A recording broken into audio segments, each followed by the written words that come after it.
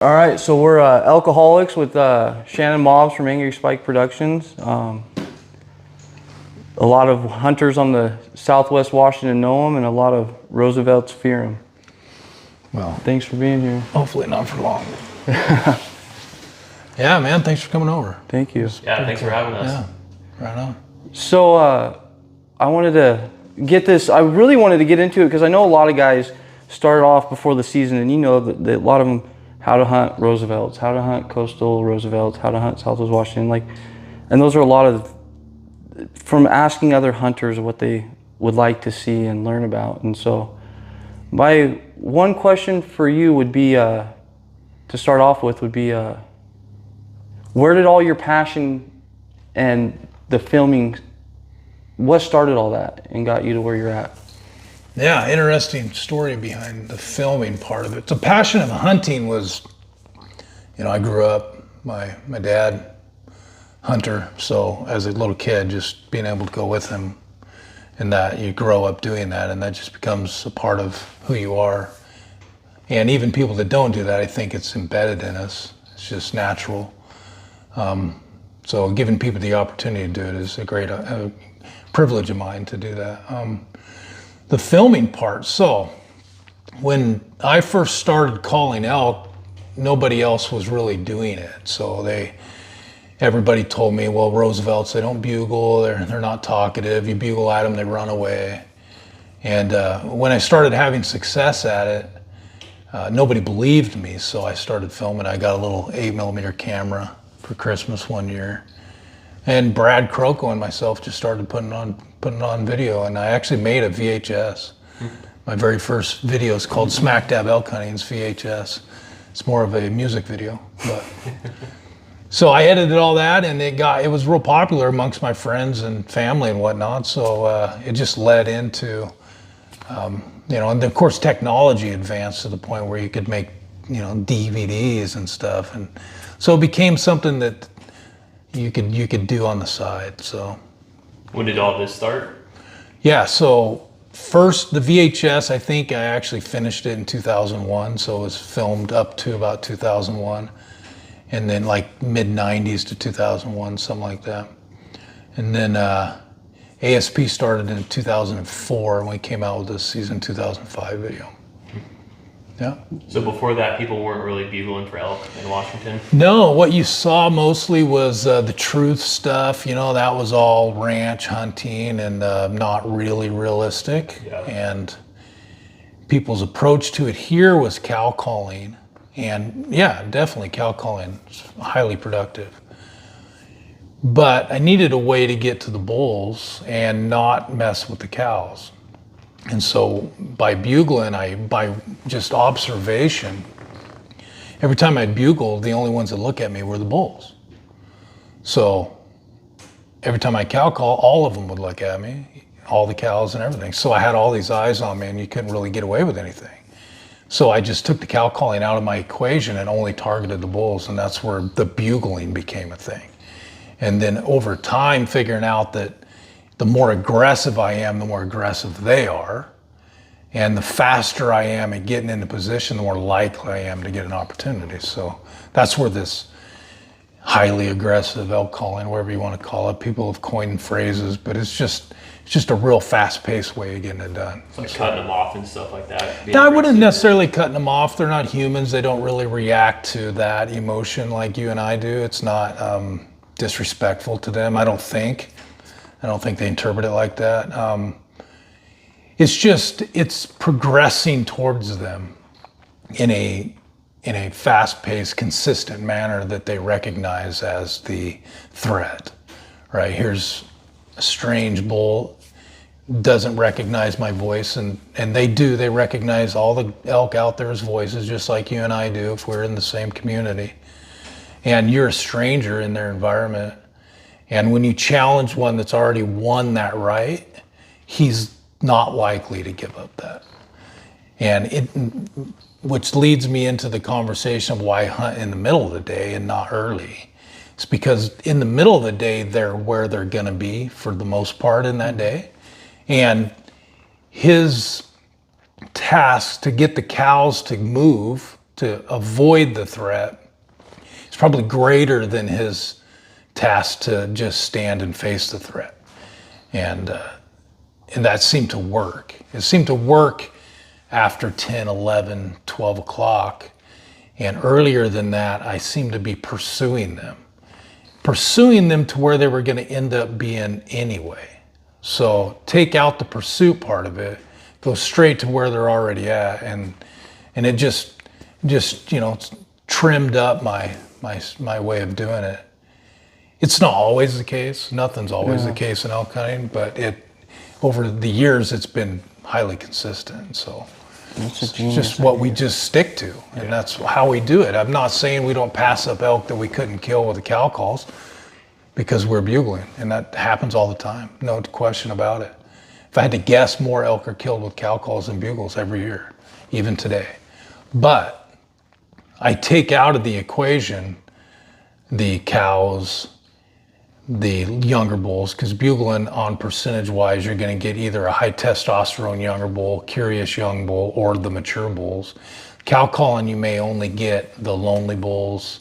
You might get a herd bull every now and then, and maybe, I don't do it a lot, so I'm not going to really speak to cow calling, but bugling seemed to get me to my target animal quicker. So I just kept doing that. So when you started doing this, did you just go out when you were hunting and you just started bugling and tried it, or did you do it in the off season and try to test it to see if it worked? Or in my car at home all year round, I have a reed in my mouth, and learning how to make sounds with it, just all the sounds. But when you went out and tested that theory with the elk, did you do it during the season and just went out and started bugling during the season, and then you got what you wanted out of it? Yeah, so when I grew up, we had a really high elk population, and when I learned how to call elk in, you can make mistakes, move to the next bull, and by being able to do that, I was able to figure out what they responded to the best. This is where where barking became a thing. Is like getting close to elk and they bark at me. But why don't I do that? So I did it, and it got a reaction almost every time. And even to this day, it gets a reaction like crazy. Like that sharp bark and then a bugle, and they more often than not respond if there's an elk there. So, and it's just proven itself year after year. And yeah, so no, I don't understand elk language. I'm not pretending I do. But it's always worked for you though. Well, it's always, nothing's always worked. It's what I do today's worked over the years. And I'm sure if you watch my early videos to today, there's probably differences because of that evolution. I don't know. I don't watch my own videos. I just know my tactics today, and they're probably a little different. Yeah. Some things are the same. Rubs equal bulls. Period. There's no getting around it. Like the only thing in the woods that makes that's a bull. So there was a bull there during September, most likely. So that's where I'm gonna hunt, wherever that kind of sign is. So I'm not hunting places I don't see that, even though the country may look good, because there's no evidence there's bulls there. So I'm just bugling into a beautiful scenery, and I don't really care to do that. Some people may. I want to be where elk are, even if it's the ugliest, nastiest place on the hillside. So it's all about just efficiency, I think, and it's just numbers game, right? So it's odds and percentages, and all my tactics for killing them. It's all just runs down to simple statistics. So when say you're hunting in a place that you didn't scout, or have you, and you get up in the morning, or when you go to hunt for the day, will you drive and do locate bugles before you pick a spot, or will you go on a spot because there's a bunch of high fresh rubs? And it depends on the time of year a lot. So early in the season, I'll bugle more for no reason. You don't see as much sign. The evidence isn't quite there. Second, third, fourth week, the evidence is there. Yeah. And if you're not seeing the evidence at that time, you're wasting your own time. I highly recommend moving on to where you find the evidence and then put your effort into it. New country, and I try to hunt somewhere new every year.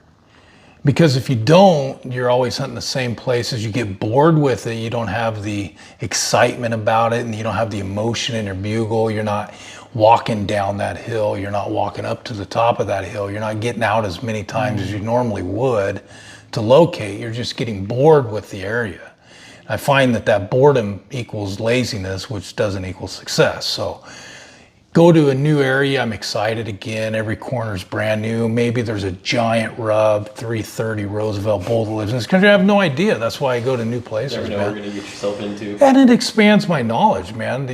And if you can learn everywhere, then you have everywhere to hunt. Yeah. But if you only know 3 places, and 2 of them are other guys are already there, and there's 100 people, you don't want to hunt it. You're dependent on one other place, and now you're lost in the middle of season, which is the worst time to be lost. You're a limited amount of time, right? So you should be hunting places that you know elk are going to be during the season, or like me, I take a chance to new places like for a few days here and there. But if you're not hunting places you know where elk are, you're just wasting your time. You're basically camping or backpacking or picnicking out in the woods. And taking your bow for a walk. You can do that in August. You know, you can go pick berries whenever you want. But elk are only in season for a certain amount. Yeah. So. When you just said that, that's like gold to me. I haven't heard that before. I've heard people hunting in the day, like in the middle of the day or mornings and nights versus each other. But I've never heard someone say it to where if they're in the morning and they're going to or from feeding to their bedding spot and that bull sees you coming in or hear like you bugling, it's a lot easier for him. They're already getting up and moving to take his cows and go. Mm-hmm. If he's in his living room and they're all taking a nap, he has to round them all up and try to get out of there. And you might be 60 yards, 80 yards. And we all know how hard it is to get a stubborn woman. Yeah, that is gold. So, and it's just, and they're tired too, right? They've been dancing all night long, man. So, and they're chewing their cud, they're doing their elk stuff. So, take that. And here's the thing: if you're up early and in an area that elk aren't talking, or you need to find them, it's probably a great idea. And I will do it periodically throughout the season.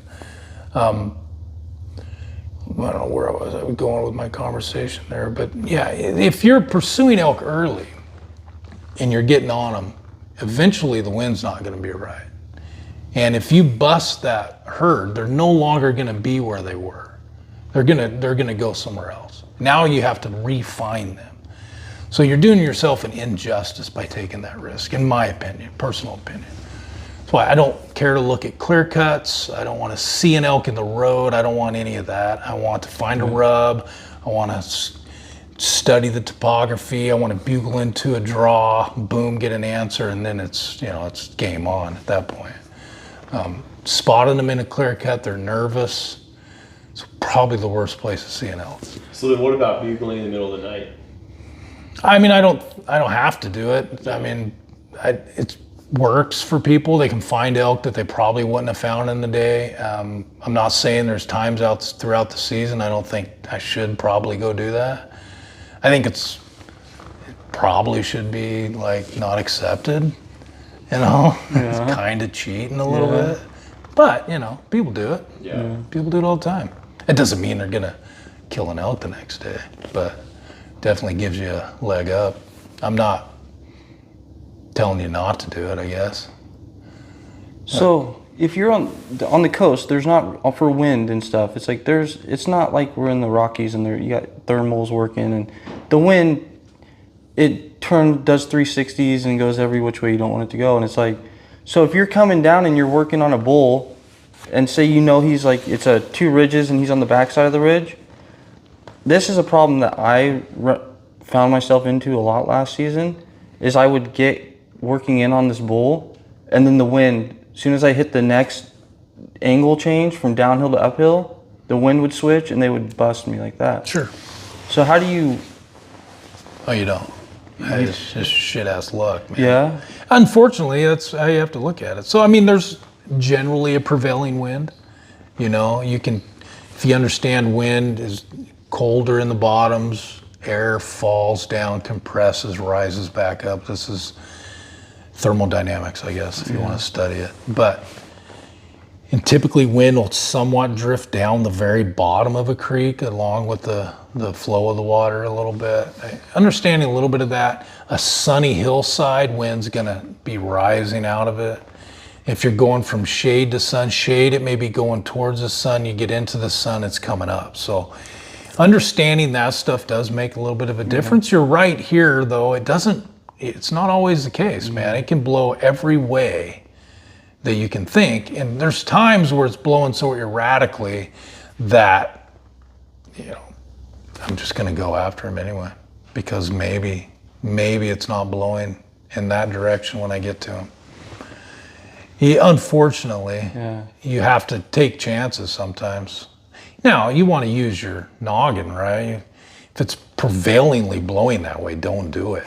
I mean, and here's the problem: is most of the time that's the easiest route. That's how it always. And we all want to take the easiest route, but it's usually not the best decision. So you can't trick their nose. I've learned that. You just can't trick their nose. There's no tricking it. And again, you take an elk from being the king of the forest, and when he smells a man, he becomes a chicken in the woods, right? He's gone. That environment that you had helped create with your bugles is completely erased. So that, and he's now out of the country. You have no idea where he is, and you may never hear him again. Yeah, they can run a lot faster than we can. Oh yeah, yeah, and they're not dumb. They learn over time. They learn that you can't repeat the same mistakes twice. Yeah. So you just don't want to give an elk too many opportunities to figure it out. So do you use any, do you do any of the odors control stuff, or like putting your bags in ferns or leaves? No, I figured, because there was a time where all that stuff was big, right? Oh yeah, you store your hunting clothes in a bag of dirt.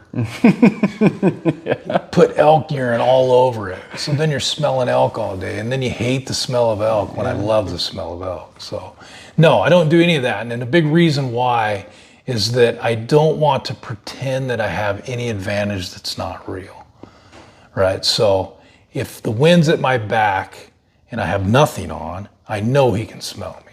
The wind's at my back and I have the brand new scent XXX, whatever, maybe I question that logical knowledge that you have, and you take more risk, and then you don't have that many opportunities. So that golden opportunity of a bull screaming at you downwind, you kind of probably should take the effort to not mess it up. Right. Yeah. So with like you've made the comments too, is like a lot of people would drive up to all the logging roads around this area in Washington and stuff would be open back in like the early 90s and stuff. And people, it was like the first one to the clear cut type of thing. When they shut all the gates down, is that when you started more of backcountry, or did you do that before it was as big as it is now? I started archery hunting in about 93, when you could still drive out there.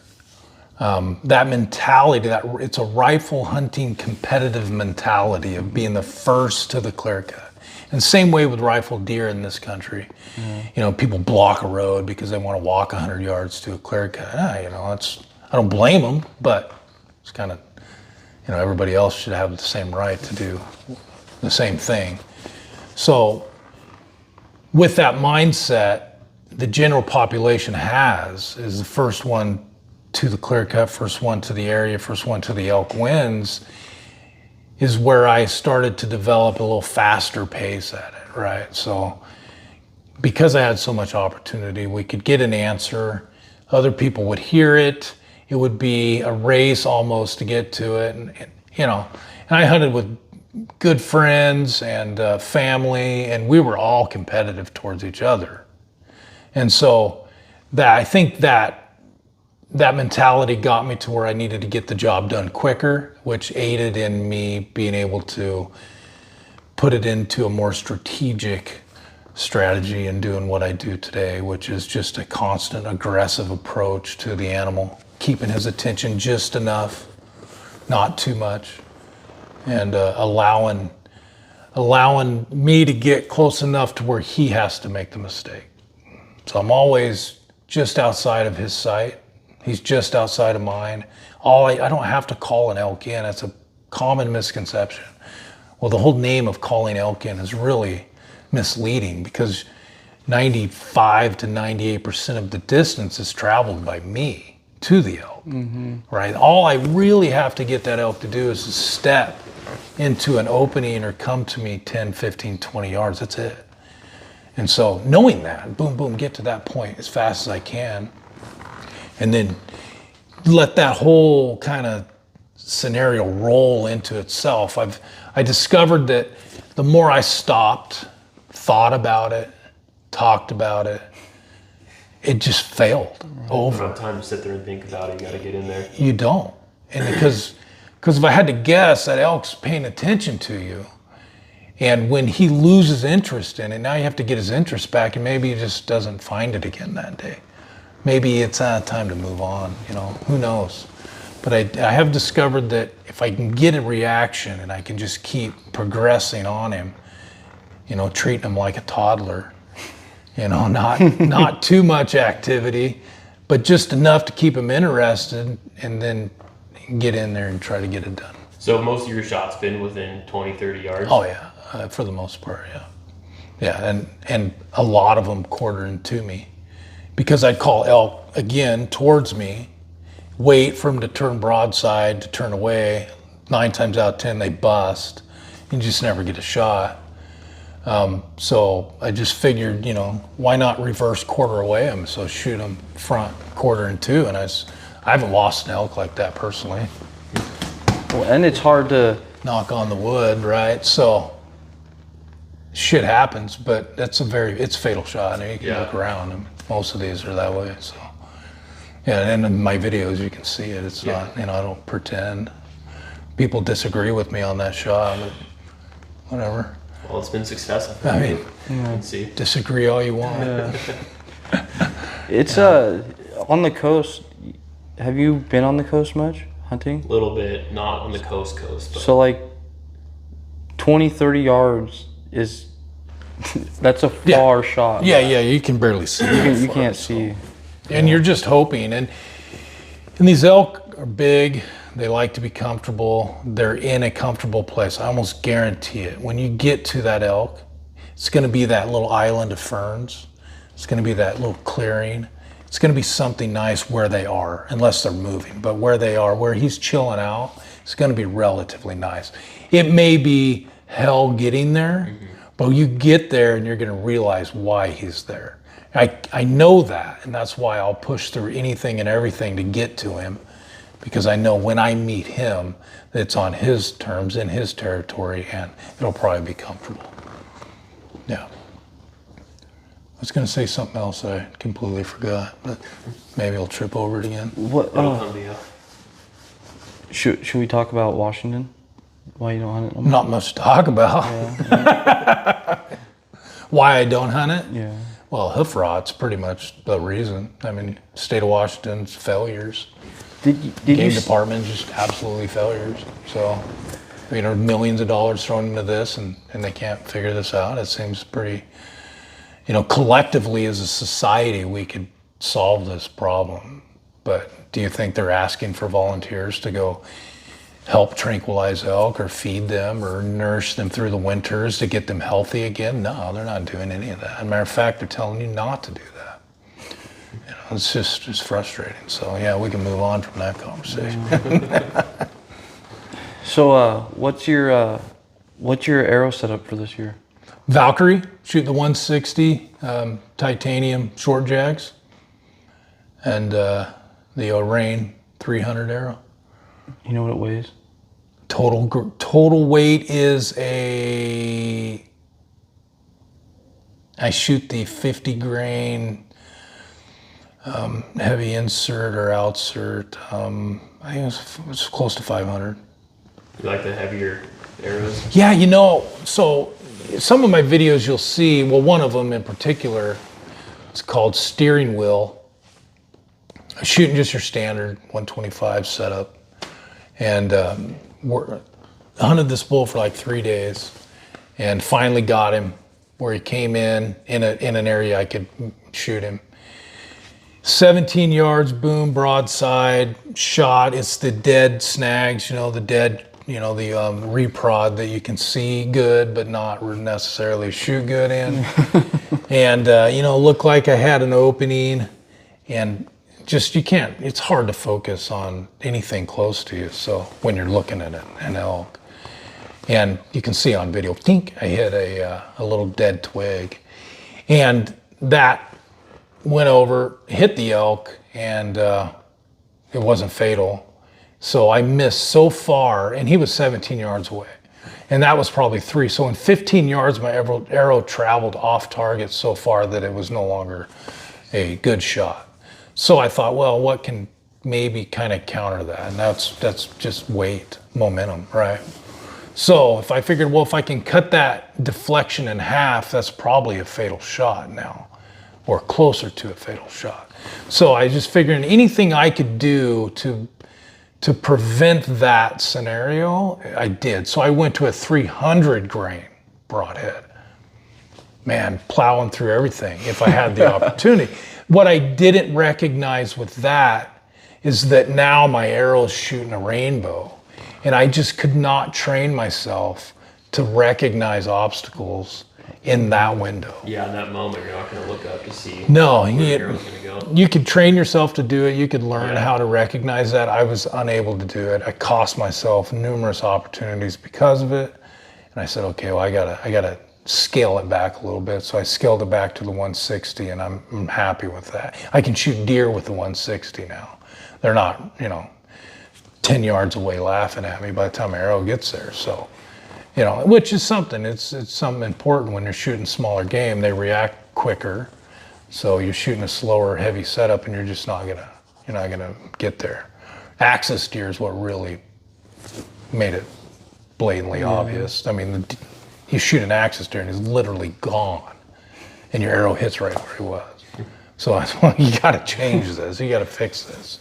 So lighten my setup up, got a little flatter. I was able to, now I don't have that recognition problem of my shot windows. I still get great penetration, and I mean, honestly, a good shot, you're going to kill them with a field tip. So it's not the broadhead doing that. It's your ability to shoot it, your ability to get your arrow on target without hitting obstacles. And in this country, obstacles is a conversation to have. In the rest of the country, it's probably not, because they just, you just wait for them to step out in the open. Well, there's no such thing here. The open here is that, is you can see 20 yards, not necessarily shoot. So, yeah, flatter arrow trajectory, able to recognize my windows a little better. And it's working today. So I'll stick with it until I find a reason not to, I guess. So. And you're shooting the Bowtech Core SS? Yep, the Core SS this year. Well, I'll get it. Let's get it. It's balanced really good. I don't know if you guys have ever played with it, but I've never shot any bow besides the Matthews. So that bow's not even released yet, is it? Yeah, no, it is. It's on the market. Yeah. Yeah, no, that it's all internal to the riser, all the accessories, which brings all that weight in tight. So that's Bowtech's proprietary. Yeah, their own specific one. Oh, no way. Yeah, it goes inside the riser. Oh, what? Yeah, it looks a lot It's different. a lot slimmer than the bridge lock. Yeah. That is nice. And just the balance of it's just super easy to hold. Yeah, I haven't shot a Bowtech. It's a crisp, real crisp bow. I mean, all the Bowtech's bows I've had have been great shooting bows. I am enjoying this one though, more so than. My first bow was a diamond that's made by Bowtech. Yeah. It was decent. Then I got a Hawaii, and now I'm shooting the lift. Yeah. How you liking it? My limbs haven't cracked yet.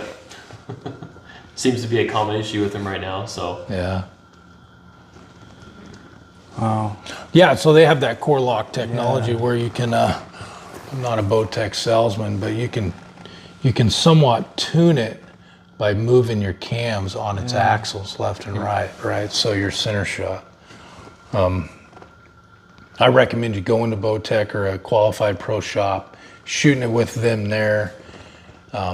I even do that because it's just so much faster. Locally around here. Yeah, Bob's will do it, and I usually go down to the Bowtech Pro Shop just because they're great people and hang out there for a while. I did a Roosevelt Fest this year down there, a seminar and little video stuff. We had an event, so yeah, I spent the day there.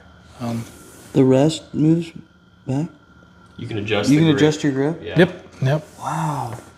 If you want more of an angle, you can scoot it out. I've seen that. See, and what's really fascinating for me is like where I live, at least an hour drive to go to a bow shop. Yeah. Maybe 45 minutes. And I've been watching a lot of guys talk about that. What is it, cam lock? Or Yep. that's, the cams can lean and everything, and you can do it all. So you don't need a bow press to. Deadlock. Deadlock. Yeah.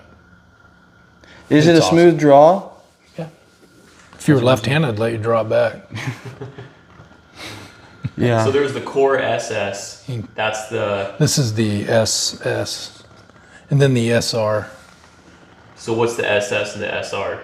One of them's shorter than the other. I don't know all the differences of them. I shot them all. This was the one I liked the most. There was one that was supposed to be faster and one that was supposed to be. This is the draw. SR, not Okay. the SS. Yeah, the SR. The SR is a little longer Okay. than the SS, and this one's a little faster. At least the IBO speed. Yeah, I like that color. I do too. Ranger green. Yeah. Yep, no, love the Bowtech. Got no reason to change, man. So when you buy the bow, this comes with it? You buy that as well, yeah. Okay. Does that only fit on certain sites? No, I believe it fits on any of the Black gold. these black gold sides. This is the dovetail part is what's different. Okay. Yeah, I think there's two different options to mount it on different sites. Yeah. That's, wow.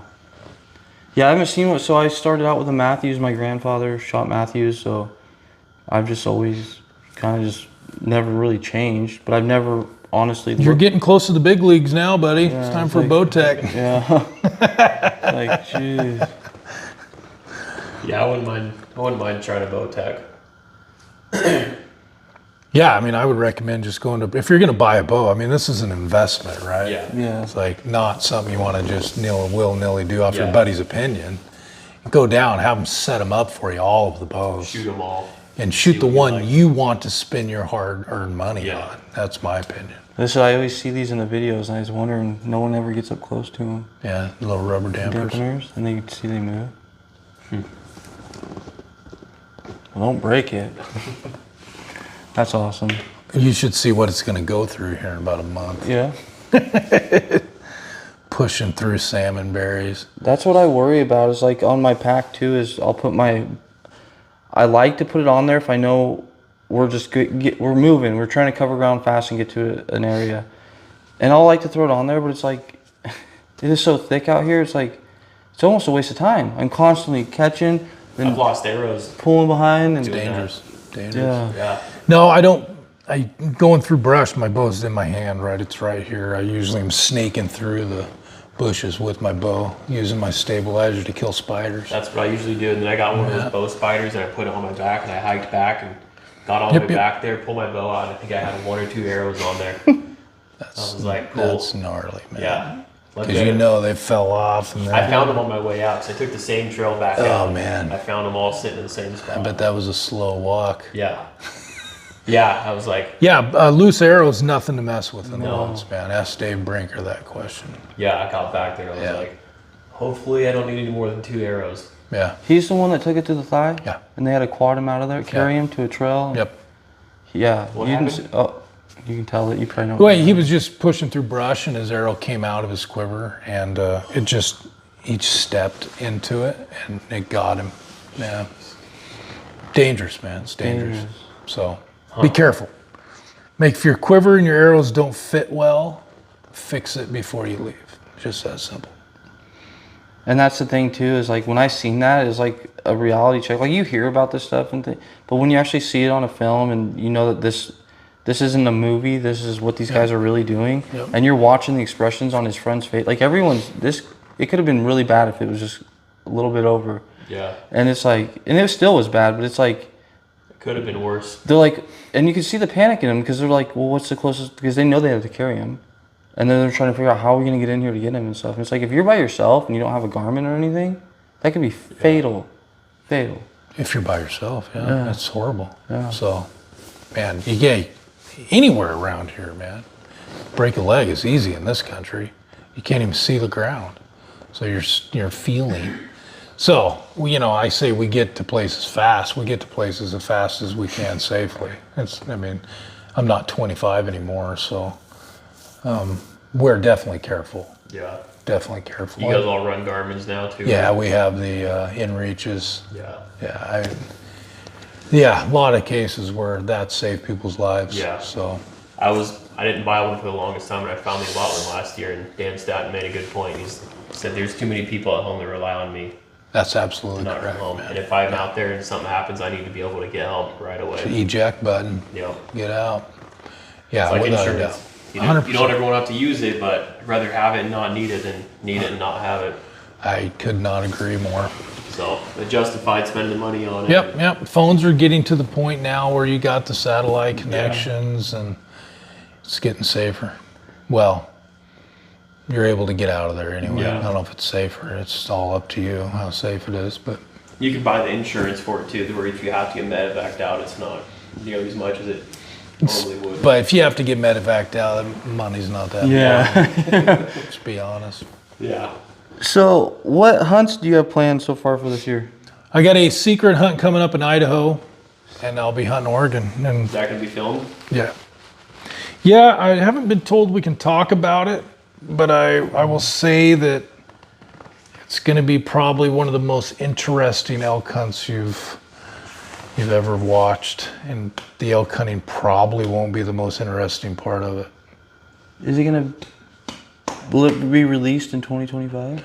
Probably, I can't speak for them, but if I had to guess, in the January, February time frame is usually when all that production's done. That post-production kind of work, the editing, it's doing that myself, it's a ton of work. Man. So, speaking of that, what kind of advice could you give for like someone just starting out and stuff? It's like, because there's a lot of this where it's like I've wanted to do it, but I also know how how much computers have advanced since I've really been a big into computers. And so every year it just seems harder and harder to catch up. And it's like, well, it's easier and easier now, right? So technology has allowed you to carry a 4K better than your eyes can see camera everywhere you go, which is your phone. yeah. So I hear a lot of people saying that they just use their phones now. you can use your phone, man. You can use your phone. You can zoom it in. It's just amazing. You can get external mics like what you have on yours right there and be set. Now, if you want to run a camera, well, then you got to worry about the batteries and all that stuff. But it's still not hard because you have the removable media storage. So when I first started filming, it was, that tape's almost done. I've got 7 minutes left, and we're getting close to the bull. I got to put a new tape in, and then it's got to run. If I had to give anybody advice on filming hunting, is don't turn your camera off, because you can take away everything, but you can never add something you didn't film. And don't zoom too much, because you can never zoom out, but you can always zoom in on editing. So any video that I'm disappointed in us getting is because the camera wasn't on at the right time, or we zoomed in too much to get too much detail that I could have done later at the desk. So yeah, that's my only two really advices. Do you, so kind of a two-part question, is a camera guy absolutely, or how should I say this? Do you pick your camera guy off someone else that's also hunting, or do you pick your camera guys and someone that is not a hunt? That's a good question. So when we first started filming, my camera guys were guys that wanted to learn how to elk hunt.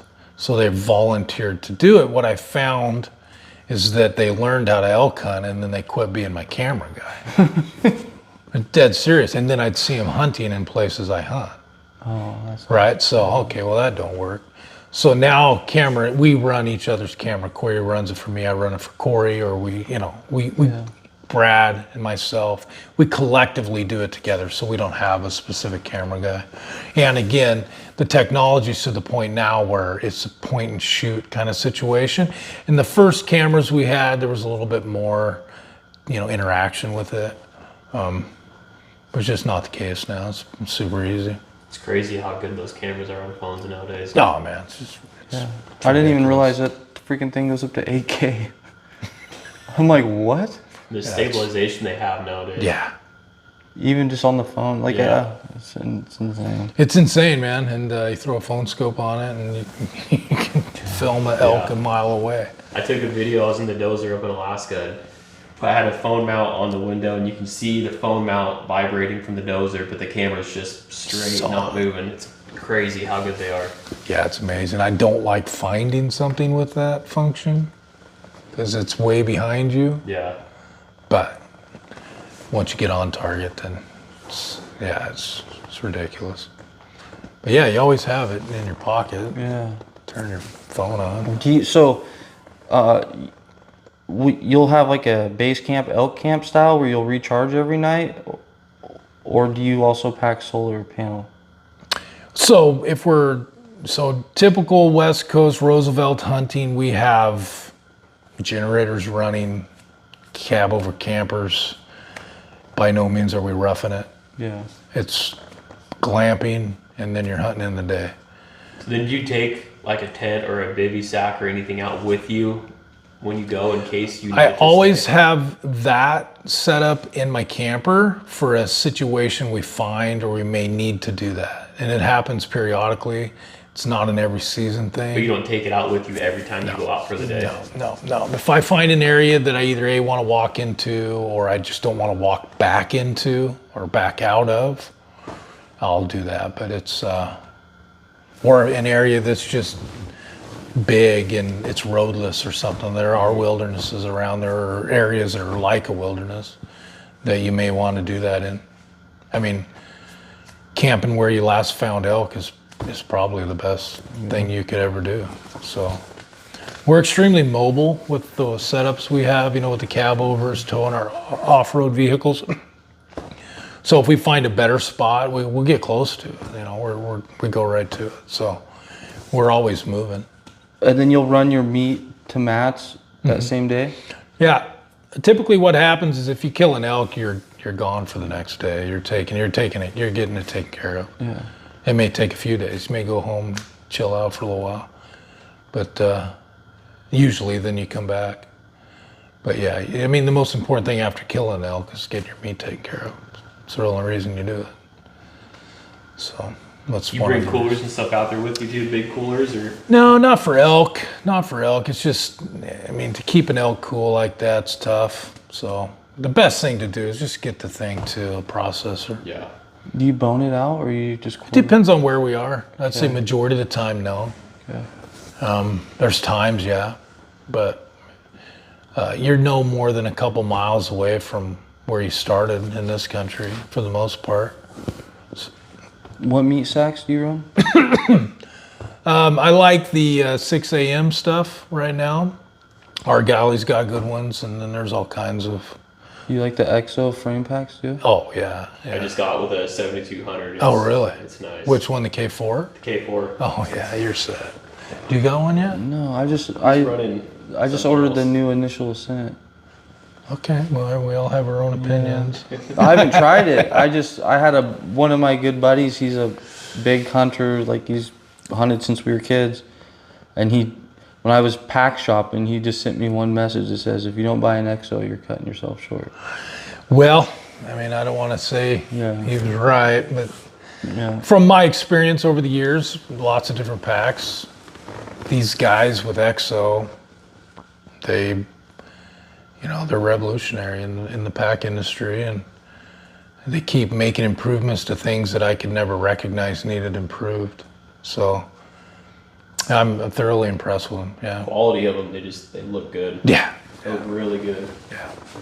So one last question, the last question I can think off the top of my head is, if you're hunting in a spot and say you were there the day before and you guys know there's a bull in this area, so you're going to work him. If you start seeing a lot of traffic or people driving by or in that area, will you continue doing what you were going to do? Will you back off or? Yeah, I don't let people alter my experience whatsoever. My theory on it is we're all out there doing the same thing. We all have a right to do it. If I stopped hunting every time I saw a person, I'd never hunt. So I have to just convince myself that their presence isn't going to affect my outcome. And maybe I'll wait for that guy to drive off before I throw my bugle out or something. But in most part, I don't let them affect me, man. Yeah. And maybe they get mad at me for that. I don't know. No one's ever said that, but. There's always that chance they could scare it towards you, though, too. Yeah, Help you in your favor. and it's elk are weird too. Dude can bugle, nothing, drive off. Another guy can bugle, boom, automatic response. So, and I'm sure that happens behind me sometimes. Yeah. I go to a spot, hammer a big canyon, spend 10, 15 minutes there, move on. Guy comes up in 2 minutes, he's got a bull bugling, maybe. I have to assume that's the case because I do it quite frequently, which is the reason why I try to be louder, because if I'm louder, then I'm more impactful to the animal that hurt us, or the animal could hear me but not the other guy. So just being able to reach 100 more yards in a 360-degree area is massive amount of country. And you do that 20, 30 times a day, and it's just more effective that way. So you still use so I don't know specifically about this part, the ASP bugle tube. Is that you made that, or is that? So that was what that was, and the reason why we went with the flat bat is what it was. And bugle tubes in the very beginning were nothing more than wiffle ball bats cut, the ends cut off. And we had ASP, we had a long conversation before anybody ever came out with a bugle tube. Is, do we want to do this? Do we want to make a bugle tube and sell it? And my argument, and I was wrong in this argument, is why would I want to sell something you can buy for $5? Why would I want to charge this person $20 to sell something you can buy for $5? Look at them now.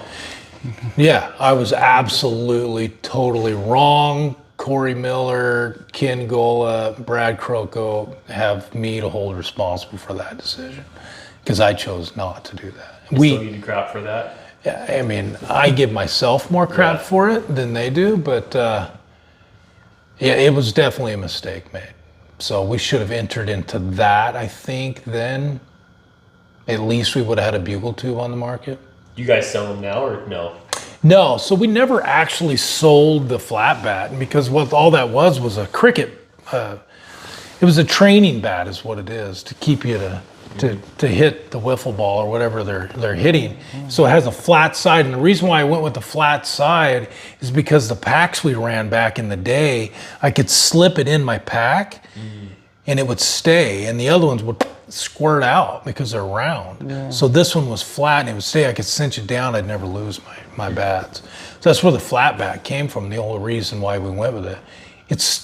I think the material, the dimensions of it, incidentally were good for calling, and which made it productive and useful. So just the flat part wasn't really the key thing there. It wasn't for sound or anything, it was for... No, the flat part wasn't for sound. The flat part was purely to carry it, and then I think just got lucky with the material and the way the call was, or the bat was designed, that and an elk has a certain frequency. Frequencies have wavelength. Wavelength has a certain dimensional growth to it to magnify sound. And I think it matched the frequency we were looking for really well. Some bats do not. Some bats are too skinny for too long or too big for too close. Yeah, so that bat really worked well. It was small too, right? It was fairly small. Well, you could make it. It was like so long, right? You could make it whatever you wanted.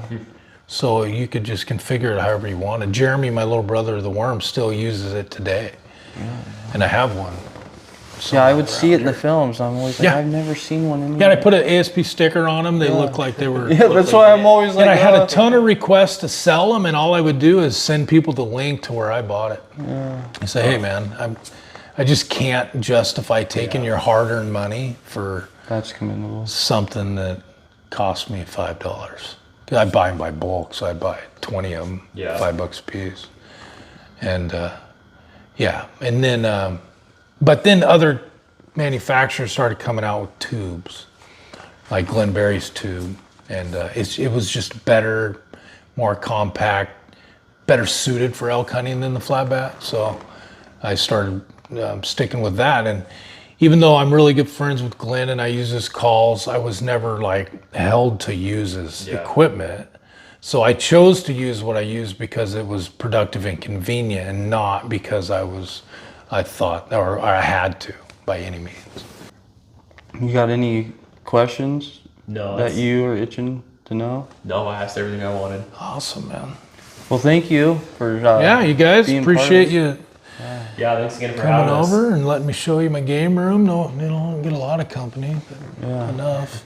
It's cool looking at all this. I'll take this company any day of the week. The one I really want to get is a